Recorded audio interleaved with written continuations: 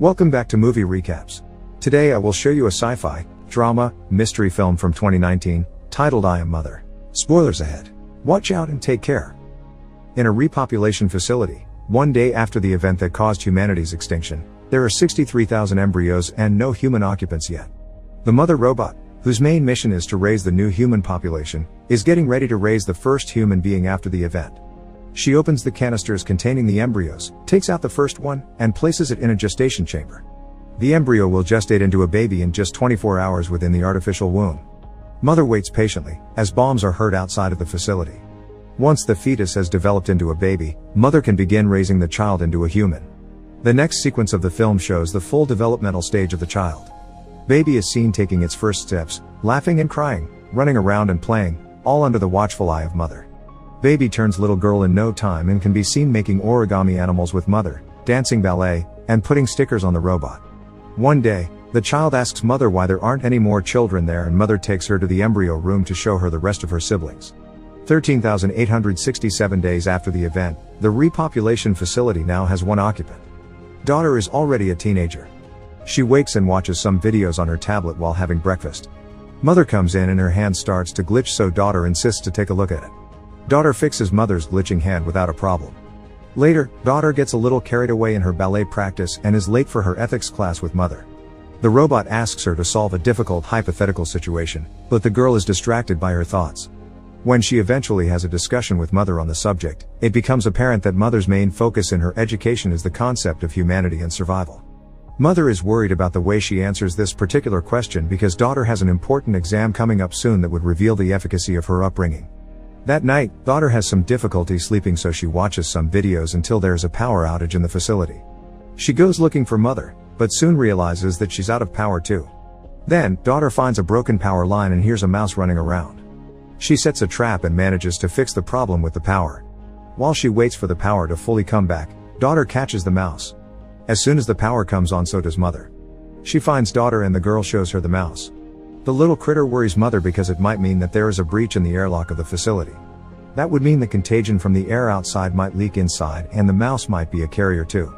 Despite daughter's protest, mother incinerates the mouse, explaining how dangerous contamination of the facility might be, not just to her, but the embryos as well. Mother also decontaminates the airlock and quarantines the area. A few days later, they celebrate daughter's birthday and mother gives her a gift. During daughter's birthday dinner, she asks mother if there is a possibility that she is wrong about the habitability of the planet. The robot simply reminds her that she hasn't been wrong about anything so far. The same night, daughter hears something coming from the direction of the airlock. She goes to check, and when she doesn't see anything through the first hatch, daughter puts on a protective suit. She hears something outside again and, despite her better judgment, takes off the mask and opens the first hatch. Daughter gets close to the other hatch when she hears a woman screaming for help, saying she's been shot. Daughter quickly gets another suit, places it in the airlock, and when she's safely out, she opens it. Suddenly, an alarm goes off, waking mother as well. The woman enters the airlock and daughter tells her to put on the suit, then the woman begs her not to tell mother. Daughter agrees, and when the robot arrives she says that she opened the hatch for just a second. Mother scolds her and, as a form of punishment, decides to give her the important exam at that instant. In the next shot, both are at the classroom and mother is giving daughter the exam, with an hour to complete it, while she tends to other things. As soon as mother leaves, daughter goes back to the airlock, finding the woman unconscious. She shuffles through her bag, finds a gun which she tucks away, and wakes her up. Daughter tells her that she'll give her all the medicine she needs, but that they can't stay there. The woman sees the water and goes to take off her mask, telling daughter that she's been lied to about the contagion. Daughter manages to hide her away in another part of the facility, before mother returns to the airlock, and leaves the woman there to get the medicine. While she puts everything that she needs from the infirmary together, mother finds the mask near the airlock. Daughter breaks one of the medicine bottles and cuts herself on it when she hears mother passing by. The woman takes out the rest of the suit and sees mother burning the mask in the incinerator, freaking out and searching for her gun. When daughter comes back, the woman sneaks up on her and asks for her gun, telling her about the droid she saw. Daughter says that it's mother, but the woman tells her that droids like her mother were the ones to hurt her. Meanwhile, mother notices that daughter isn't taking her exam and comes looking for her. The woman hears her coming, grabs the gun, and when daughter screams for the robot, she grabs her too. Mother sprints toward them, and as soon as she enters the room, the woman shoots her. Before she can do any serious damage, however, mother gets to her and incapacitates her instantly. Daughter begs her not to kill the woman and tells her that she needs their help because she's hurt. Mother doesn't have a problem helping the woman, But she does have a problem with daughter lying to her. They take her to the infirmary, but mother makes daughter wait outside. Because daughter can't hear anything from the infirmary, mother is free to interrogate the woman freely while she treats her. The woman refuses the penicillin for her wound, as mother keeps conversing. She says the contagion story was a necessary lie to guard daughter against certain things. Mother tells the woman that her primary objective is to take care of humanity, but if she refuses treatment for her wound, mother can't do anything to make her take it. She leaves the infirmary with daughter running after her and asking about their conversation.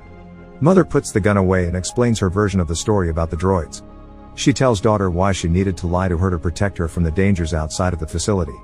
Furthermore, she says that the parameters that govern her are different than those of the droids outside.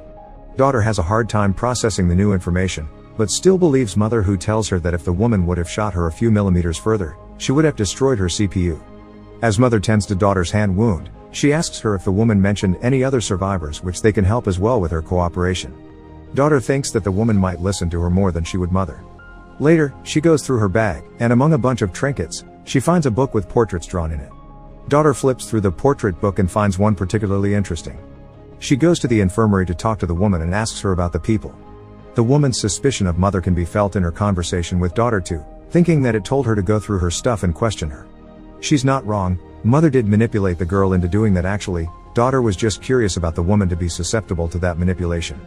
Daughter stands her ground defending mother, when the woman tells her about all the horrible things that the droids have done. After the talk with the woman, daughter finds mother repairing herself.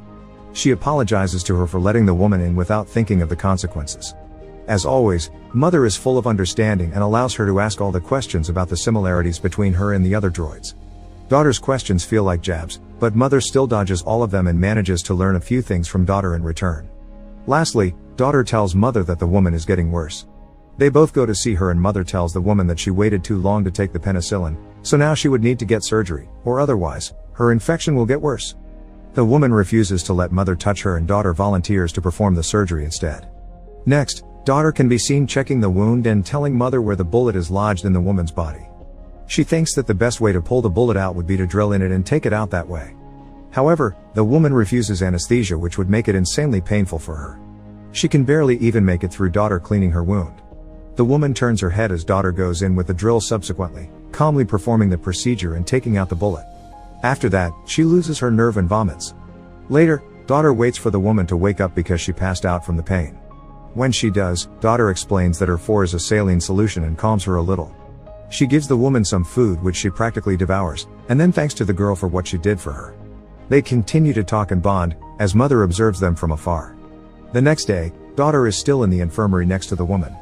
The woman is looking through the portraits and daughter sees it as an opportunity to tell her that they can house the survivors in the facility if she shares with them where they are. She trusts the girl, but not the droid, and tells her that whatever she shares about the people, daughter must keep a secret. When the girl agrees, the woman tells her about the camp in the mines where she spent most of her life. Then she tells her that she got to the facility escaping from the droids that killed her stepbrother. She shows daughter his and his wife's portraits in her book and tells her that his parents raised her as their own when she was orphaned. Daughter asks about the portrait of the boy she saw before and the woman tells her that he's about her age. The girl keeps insisting that they should bring the survivors there, but the woman gives her the alternative to join her and the others in the mines where it's safer. Mother interrupts their conversation and tells daughter that the woman needs to rest while she needs to do her exam. As the two of them leave the infirmary, mother tells her that the bullet fired in her chest matches the one daughter extracted from the woman's wound.